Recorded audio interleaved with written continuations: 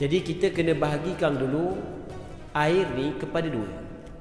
Kita ada air yang sedikit dan ada air yang banyak. Dalam mazhab Imam Syafi'i, air yang tidak sampai 2 qadah dikira sebagai air yang sedikit. Air yang sampai 2 qadah, maka air itu banyak. Ukuran qadah dengan pengiraan liter lebih kurang 200 liter. Air itu kalau sampai 200 liter ni lebih kurang lah, sebab ada yang kata 217 liter. Ni kita kata lebih kurang. Apabila air itu sampai 200 liter, maka itu dikira sebagai air yang banyak. Air yang tidak sampai 200 liter dikira sebagai air yang sedikit.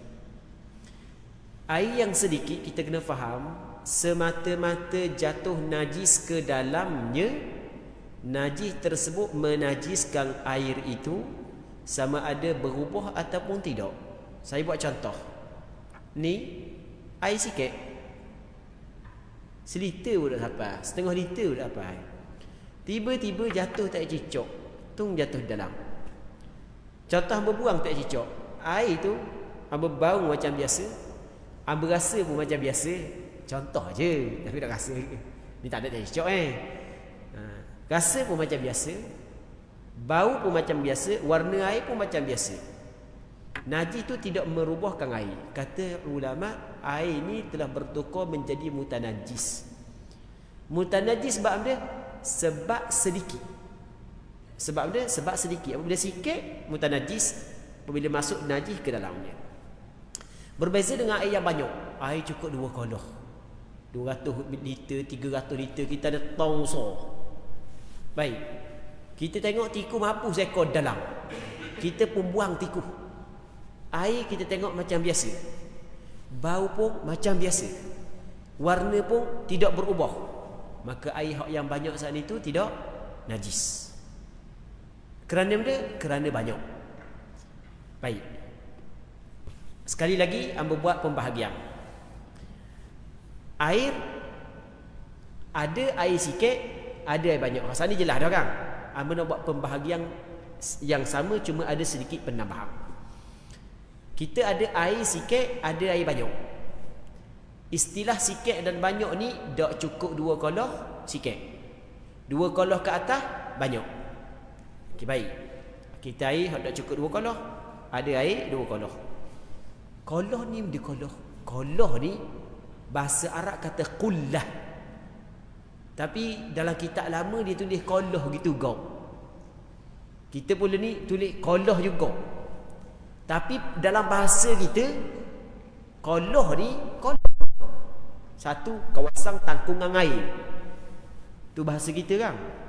Tapi 2 qullah dalam bahasa Arab ini adalah sukatan tertentu.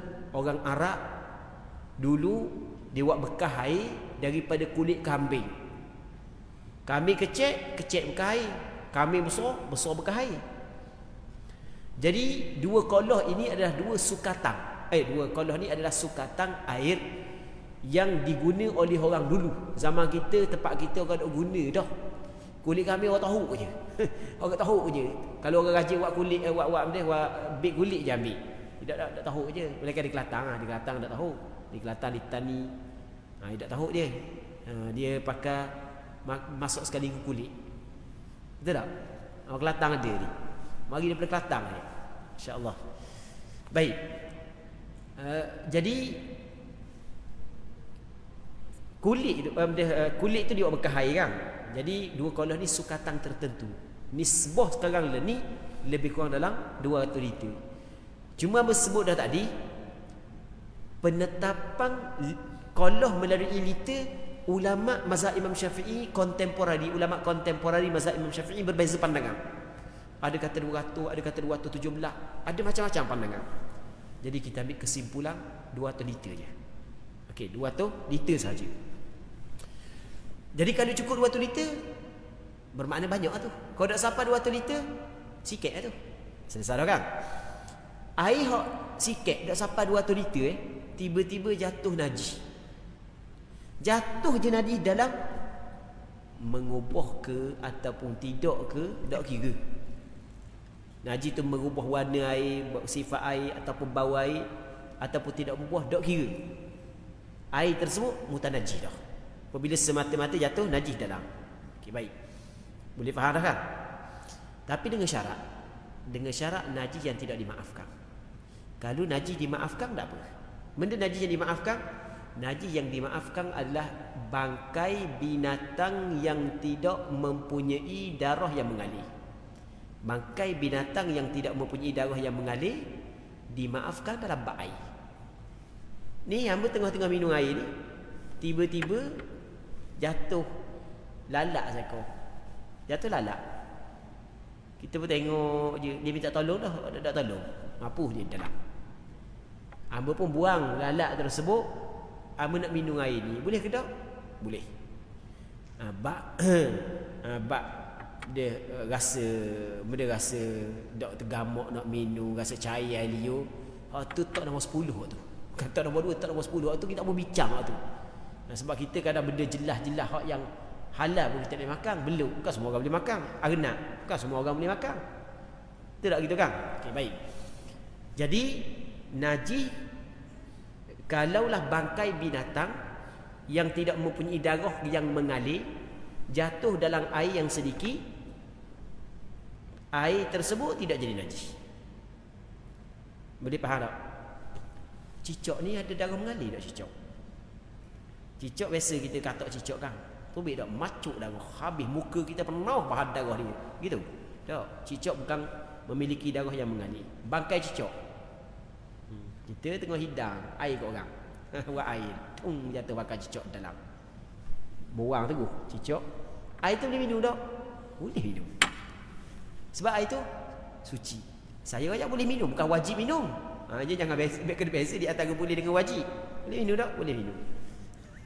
Kalau kena kita tampak kita nak minum ikut orang. Sila. Sebulan orang bawa ke dia. Air aku minum tak cicak.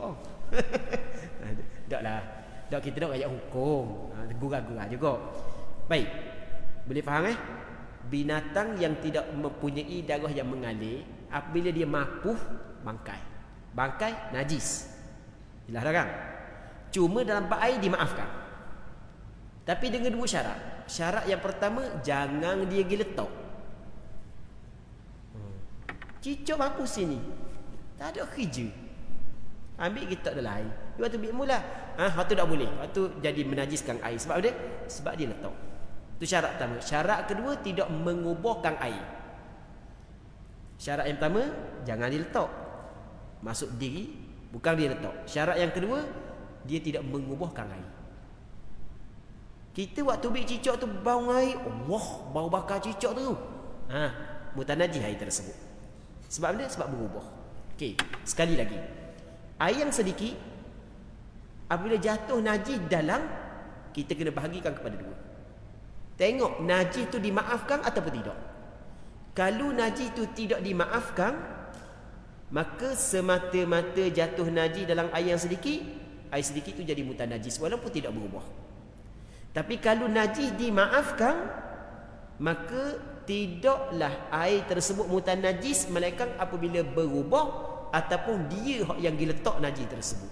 Boleh? Kesimpulan tu. Kemudian air banyak.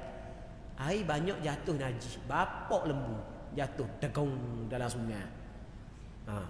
Tapi air sungai tak berubah sikit pun. Lembu mapuh dalam sungai, air sungai tak berubah sikit pun. Baik, entah najis dah air tu? Tak najis sebab tidak berubah.